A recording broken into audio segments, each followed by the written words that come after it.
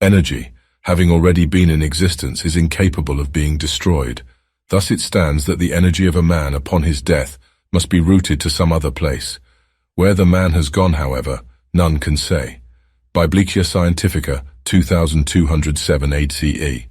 The climate in Cork had taken on that arid quality that had become so common of late, even in these northern latitudes. A young man, Theo, moved with a hurried skulk along the southern bank of the River Lee, hoping to cling to the nearby shade of rectangular high-rise buildings. Such actions had become increasingly necessary in this time of constant change and uncertainty. One did not want to be exposed to the harshness of this new sun, which had turned from a nurturing force for humankind to an increasingly hostile entity to be distrustful and wary of. Theo looped a few more streets, careful to keep his exposure to the unbidden sun to the minimum possible to prevent any damage to his skin. The link between the burning sun and defects in one's DNA was well known, and because of the commonality of such burns, his lack thereof made him a desirable test subject. Machines had taken over much of factory manufacturing, as well as even the design of other machines, but they had yet to monopolize pharmaceuticals entirely, and still depended on humans to test their drugs on. There was little other work for the unskilled, which now included many of the formerly skilled, or anyone else who could be replaced by one of these machines. He passed a few others on the roads. Every one of them, both those content to burn a little, or those careful like him, kept their heads down and their mouths shut. It was just how things were done these days. There were a few people in his building he felt he could trust, that he could treat as a fellow human, but neither Theo nor anyone he crossed could imagine approaching a stranger, or treating them with anything less than the utmost suspicion. Such things were not done. It was discouraged to the extreme, and had become the normal mode of thought after a few generations of this policy. Rounding one final corner, Theo wiped the sweat from his brow and entered the medicus. Passing through the doors, a rush of cool air hit him, infinitely refreshing, as these were luxuries not afforded at home. He swiped his ID card through a slot at the reception desk, and the woman behind directed him to his seat in the waiting room by a tilt of her head. Taking his seat, Theo cast his glance to the nearby table, which had a wide array of magazines splayed on top of it. He rolled his eyes dismissively. In a world where even the poorest among them had an Omnitab, what need had they for something as archaic as a magazine? Even still, the sheer novelty of spread got the better of them, and his hand, which had been reaching for the tablet in his pocket, froze momentarily, before instead moving to a magazine on the desk. Theo flicked through the pages with an impassive look, inspecting the magazine more as an artifact of the past than giving its pages or writings any real credence. After much precursory flicking, he found the magazine stopped on a page with an image of a large marble pillar, worn to time, but still somehow able to grasp him. He found himself entranced by the image before him. The buildings of Cork had been optimized. He knew the town hall had once looked differently, but aesthetics had given way to pragmatism, and everything had become, as a result, sterile. The idea, a mere pillar, an object whose sole role had been to uphold whatever was placed atop it, could have such an ornamental finish fascinated him. The curves and lines near the top were carved by hand, he realized, with such care and attention for such a meaningless structure. Yet upon seeing it, he had trouble assuring himself the pillar was indeed meaningless. His pragmatic upbringing in a pragmatic culture had left little room for expression, except on the very pinnacles of society. Some laureate may well create a painting which could stir a viewer. He had seen such a specimen being transported before, but paintings were created to be expressions of art in and of themselves. Not necessarily so with the pillar. A pillar could be pragmatic, yet someone had chosen to eschew this. Theo flicked through the pages of the magazine. More pillars, more arches. It seemed with each new specimen that an entire culture had chosen to neglect this thought that Theo had imagined as some kind of law. Something functional could at once be beautiful. A member of staff entered the room and addressed Theo, ending the trance. "Ah, one of our regular subjects," the man proclaimed. "Come with me." Theo dropped the magazine, still open, down on the table and followed the man down a series of twisting halls to the testing room. "Today," the man began, "we will be testing an exciting new product. As usual, we require you to sign this waiver, as the device, though perfectly safe, has not yet been approved for widespread release." After signing the waiver and walking inside the testing room, Theo found a peculiar metal box lying in the center. It had a hole on one face. Theo twisted his body to try to glance inside, but could see nothing but darkness. "Please stay away from the machine." The staff member spoke. "You must first be dosed with this before we allow you inside." The doctor flicked a needle full of a violet liquid, and then, satisfied with the result, demanded Theo's arm. Theo offered his arm without caution. Being used in this way was par for the course, and not at all unexpected. How could anything function if he were to question it at every turn? He'd always been told that society functioned on cogs, and cogs must all do their part, or the entire project would come grinding to a halt.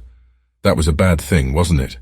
He tensed as the needle broke his skin, relaxing after the initial discomfort.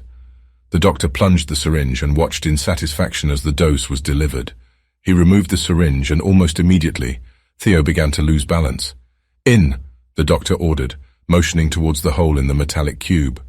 Theo crawled over to the cube and rubbed his hands along its sides. Completely flat.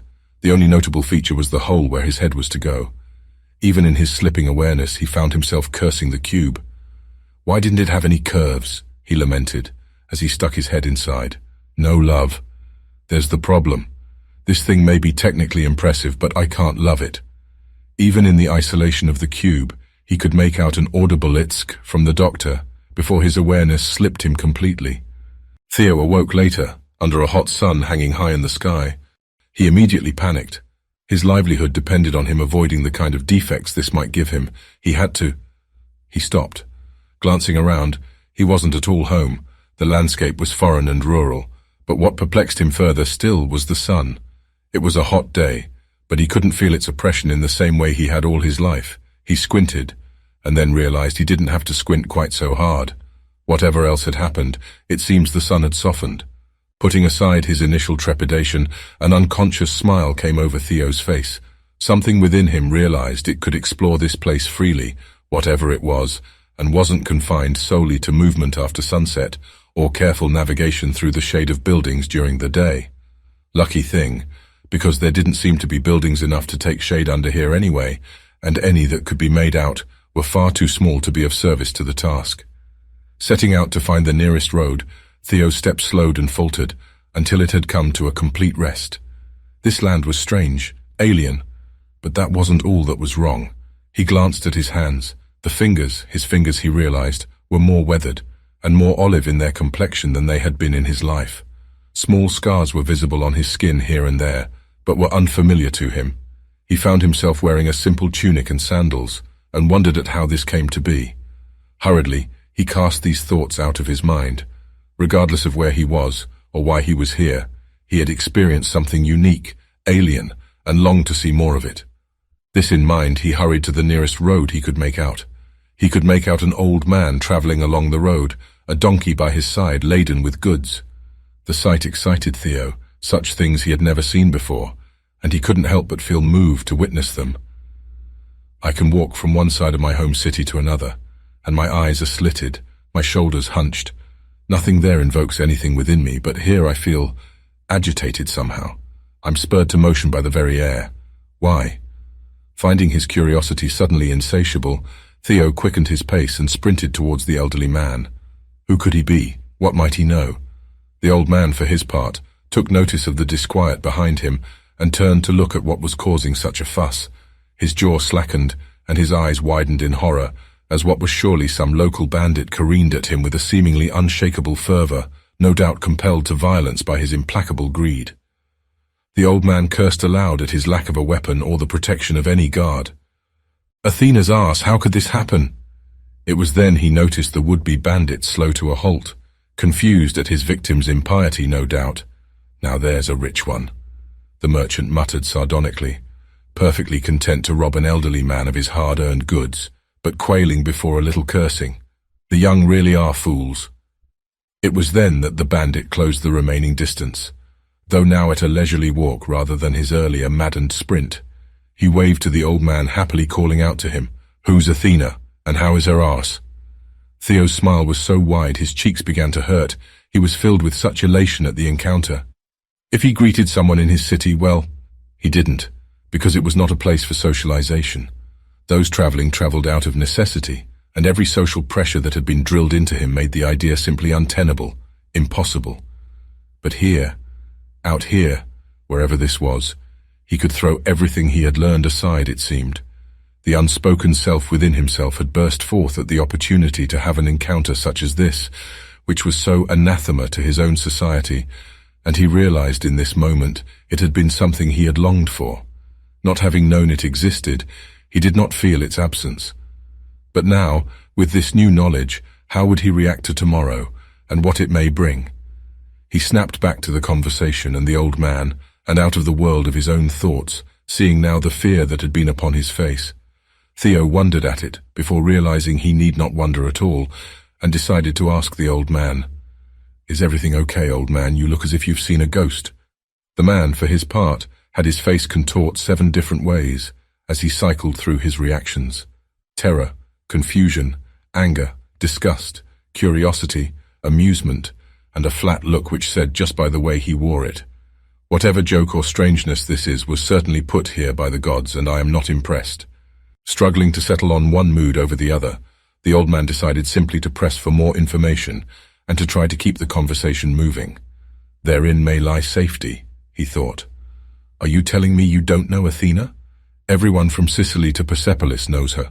Who are you and where are you from?" "You know Sicily," Theo responded. "I'm not from there, but I do know that place. I'm Theo. It's a pleasure to meet you." The younger man extended his hand, and the elder clasped and shook it. "Dexiosis, eh?" The old man spoke, gesturing to their shaking hands. "I see you know some of the culture at least, and you seem to speak well enough, not like a complete barbarian at any rate. I am Linus." Theo noticed the man give him another look over before continuing. "You had me worried at any rate, young Theo, when you ran at my donkey and my own person with such haste that I thought a shade of Phaedipides had escaped from Hades and sought to take my body for his own." Theo blinked a few times, trying to process whatever Linus had just said, before finally piecing together his meaning and the confusion he had caused. "Oh, of course. I was running towards you in excitement. I didn't mean to scare you. I've just never seen anyone out like this before. Beneath the open skies without protection. It's unthinkable where I'm from, you know. Actually, that may be confusing, I'm realizing. Here, let me explain." After hearing Theo speak of his city and the caution the people therein would need to show around the sun, for a moment, Linus wondered at what Theo's people had done. To anger their gods to such fury and rage that he had forced them to dwell forever in shelter and shadow. Now wasn't that something? Linus cursed beneath his breath, before clapping his hands over his mouth to refrain himself, realizing that Theo's earlier impiety regarding the goddess may have been one aspect of what brought such ruin to his people. Theo looked askance for a moment at Linus's sudden change in mannerism, noticing the elder man had begun to speak more politely and kept his back straighter and his head higher than before, like a child might when he realizes an adult was watching. After exchanging stories in this manner, and then realizing time was quickly passing, the two returned their eyes to the road, Theo offering his company to the old man, claiming he had little else to do, and moreover, no idea which way he was going. This, to be sure, confused the elder Linus, but with a revitalized sense of piousness in his heart, he resolved to allow this strange messenger to accompany him along the roads through Attica and towards Athens proper, where he was headed to sell his wares. Any hope of reaching Athens tonight must be abandoned. Linus spoke. "The sun is soon to set, and the city guard will not allow us in past dark. We will have to wait until morning." "Is the guard truly so strict?" Theo inquired. "There is no real comparison I can make to my country. While travel is difficult to make, those that travel freely, coming and going as they please." Linus, propping his fist beneath his chin, began lamenting about lost conveniences of the past. Perhaps when the long wall still stood, we could have entered Athens without much hassle in all but the most suspicious of circumstances. But the way things are now, Athens is long since humbled, and hegemon no more. Being humiliated by Sparta has made them wary of losing the little they have left. Now come, help me set up camp. There is a good flat spot over there, near enough the road to deter any beasts, but far enough that any unscrupulous traveler will not likely see us. Theo made his way to the donkey and took down the equipment which Linus had directed him towards. "Now, you want to hammer that peg on this spot here and—" Though Theo had stumbled about haphazardly at first, he soon got the gist of the idea, and with the help of Linus's instruction, they made a decent camp of the place. That done, Linus, yawning loudly, entered his tent and bade Theo good night. After a few moments of quiet, He emerged again, staring at the young boy sitting on a rock. "Theo," Linus spoke softly, "are you content to stay the night out here?" Theo offered no response, but a lightly audible slumber, and Linus noticed the boy's head was slumped to one side, fast asleep. An abashed smile came over Linus, and he headed back inside the tent to rest. Theo awoke with a jerk. "Come on, Linus, we have to wake up. We're almost there. I want to see—" Noticing his surroundings, Theo cut himself off. All conditioning which he had cast off in that place seemed to rush back into him. The spirit inside him, which had seemed to come to the surface in that strange land, was, for a brief moment, an ember, and then gone. He couldn't feel it anymore, though he had memory of it. A group of people stood before Theo. A suited man stood behind a man in a white coat who was addressing the nearby nurses. Through the flicks of his fingers, Theo could tell he was writing something. "I am Dr. Rakiel. You have returned from the first session, that is good. I have a few questions regarding your experience, but we expect to have you back for another session soon." Theo had wanted to resist, to say, "Where's Linus? What have you done with him?" But it was becoming obvious to him in his flooding awareness that there had been no Linus at all. He was surely part of some freakish test for hallucinogens or the like. All the excitement, the feeling of liberty, that he was his own man, it had been a lie. He was an owned man. He hadn't gone anywhere. He had been rolling about on the floor of a medicus like a dog. "Theo," the doctor barked, "pay attention. What did you see? Where were you? Who was there?" "They called it Attica," Theo responded. The words came from him automatically. He was not able to resist another order. It was strange he had resisted one at all. "I met an old traveling merchant named Linus there. We spoke on the road for a while before opting to rest for the night. We were on our way to Athens." The doctor nodded and whispered something to the man behind. They nodded. "You are discharged for now, Theo." The doctor spoke. "Be on your way out and return tomorrow. We will continue the sessions then." With the command, Theo stood himself up and felt the aches in his joints, no doubt a side effect of whatever he'd been injected with. He left the medicus and began to make his way home. The sky had gone dark, and Theo was thankful for it. Under the reflection of the moon, his skin had appeared pale, and he felt a languidity wash over him. As he stepped through the streets, he thought back on what he had experienced, the joy he felt in Attica. It had slipped away from him. He hadn't been himself then, he knew, but he had liked it. As time passed on his journey, his ability to recount the vision faltered more and more. As each particular faded, he had only his sense of wonder and freedom to him. He became worried. What if I forget those too? I can't think of another time when I was made to feel as I did. It felt like the difference between being alive and living. Panic began to take him over. He couldn't remember much, but he knew he must remember what he could. He moved to grab his Omnitab, then hesitated. He knew then it was not words alone that would be able to spur him into remembrance. He had to capture the spirit of the thing, the brash, impulsive glory he had briefly known. Feeling what little of the ghost remained capture him for one final moment, he bit hard into the pad of his thumb. The digit began to bleed, and he breathed a sigh of relief. It would surely scar, and this would surely remind him. He awoke the next day on his bed, aching and exhausted. The sheets had been strewn about haphazardly, and Theo noticed he was still fully dressed. "I must have been completely out of sorts after that dosage. This place is more a mess than usual." He trudged his way to the bathroom, brushing his teeth thoroughly. They too were an asset to him, as many of society's folk neglected their teeth and sought a quick fix that could be bought, and he was often a test subject for some new dental paste or treatment. It was easy work when he could get it, and never left him in this kind of state the next day. His head was pounding. He moved to the sink, tilting his head down to the tap and splashing water upon his face in an effort to relieve himself somewhat. As he straightened to dry himself in the mirror, someone seemed to look back at him. Theo fell backwards onto the floor, scurrying up against the wall in a panic. He checked behind him, but no one was there. He was breathing heavily from the fright, but tried to calm himself, listening carefully for anyone who may be around. After a few minutes, he was satisfied he was alone, and stood to glance in the mirror once more. Looking back at him was his own reflection, and he let out a sigh of relief. Must be from the drug yesterday. He headed out into the main room of the apartment, part kitchen, part living room, a real jack of all trades. Checking the cupboards, he let out a groan of dissatisfaction at their emptiness and moved to check the window slit. Lifting the slit to peek outside, he saw the pre-dawn hours were still in play. Now there was good news. It would be a comfortable trip today. He locked the door behind him and headed down the apartment halls, stopping at the 5th door. He rapped a knock on it, first twice, then once, then twice. The door creaked open, but it was still on a latch. "Hey Toby, up for breakfast?" Theo asked, tilting his head to gaze through the crack in the door. The door closed, some rustling was heard, and then it swung open. "Sure thing, Theo. Let me just get a thing or two together. Come on in." Theo followed Toby inside and took a seat on a stool by the kitchen counter, while Toby finished getting dressed. "How's business going?" Theo asked. "Not too bad," Toby replied, stretching his last word out as he fought to get the better of a pant leg. "I've got a client coming in with a real piece of work this week. I mean, seriously, this car's just one step from a horse and carriage, you know. Anyone crazy enough to own something like that is going to pay well, so it should keep me afloat for a while after I patch it up." "Why do they bother?" Theo questioned. "From what you've told me, the things are slow as sin, and spend as much time coughing out fumes as actually moving." "You know the answer to that, Theo. Prestige.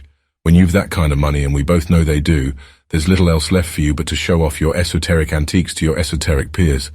Just one of the perks of getting ahead." "I suppose you're right," Theo admitted. "But I don't know anyone who has managed to get ahead. It makes me wonder if it's even possible anymore." "I'm going to get ahead," Toby countered, with a firm resolve that Theo couldn't help but admire. "I'm going to raise enough cash to get out of this place. Just you wait." "When you say it, Toby, I can almost believe it," Theo replied with a coy smile. He drew himself in closer to the man and their lips touched. Their fingers locked, and Theo pulled him toward the bedroom. "Breakfast can wait." After some time, the two returned to the kitchen to prepare the food. Theo cracked some eggs into a bowl, mixing them briskly. Soon satisfied with his work, he poured the mixture into a pan and turned on the stove. He took some cheddar from the fridge and grated it over the pan as it cooked. Presently, the meal was ready. "My specialty is prepared," Theo announced, giving an exaggerated bow. "Omelette du fromage." "I think it's pronounced au fromage," Toby responded, smiling wryly. "But I'll accept it anyway. Thank you." Theo winked as he sliced the omelette down the middle, tossing one half from the pan to a nearby plate and sliding it over to Toby. He studied the remaining half, glanced at the dirty plates in the sink, sighed and skewered what was left on the pan with his fork before swallowing it whole. Toby winced at the sight. "I'll never get used to seeing that, you know." "Well, you wouldn't have to see it at all if you washed the dishes every now and then," Theo added with a playful level of scorn. "You have me there. I yield, I yield." Toby laughed.